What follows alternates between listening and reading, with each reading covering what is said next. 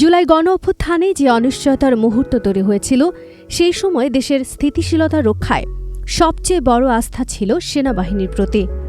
এখন থেকে নির্বাচনের সময় পর্যন্ত দেশের আইন শৃঙ্খলা রক্ষায় সেনাবাহিনীর ভূমিকা সন্তোষজনক হবে বলেও মনে করছেন অধিকাংশ মানুষ। এজন্য আগামী জাতীয় নির্বাচনেও সেনাবাহিনীর সহযোগিতা থাকলে ভালো হবে বলে মনে করছেন তারা। প্রথম আলোর জাতীয় জনমত জরিপ 2025-এ এসেছে স্পষ্ট সংকেত। 69.3% মানুষ মনে করেন জুলাই গণ অভ্যুত্থানে সেনাবাহিনীর ভূমিকা ছিল ভালো বা খুবই ভালো। শুধু অতীত নয়, আইন শৃঙ্খলা রক্ষায় বর্তমান সময়েও সেনাবাহিনীর প্রতি জনগণের আস্থা আরও বেড়েছে। 74% নাগরিক বলছেন এখনও সেনাবাহিনীর ভূমিকা ইতিবাচক ও সন্তোষজনক।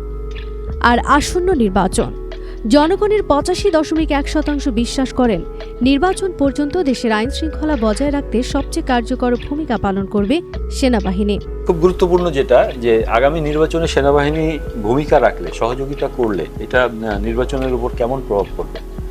এখানে কিন্তু 81% মানুষ বলেছেন ভালো অথবা খুব ভালো হবে।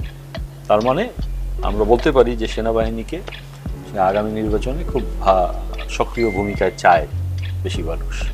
সংকটের সময়, পরিবর্তনের সময় একটি কথাই আবার প্রমাণিত হয়েছে, সেনাবাহিনীর প্রতি জনগণের আস্থা অটল। বাংলাদেশের সৃষ্টিলগ্ন থেকে এখন অবধি জাতীয় সকল সংকটে বাংলাদেশ সেনাবাহিনী সর্বদা জনগণের পক্ষ নিয়েছে।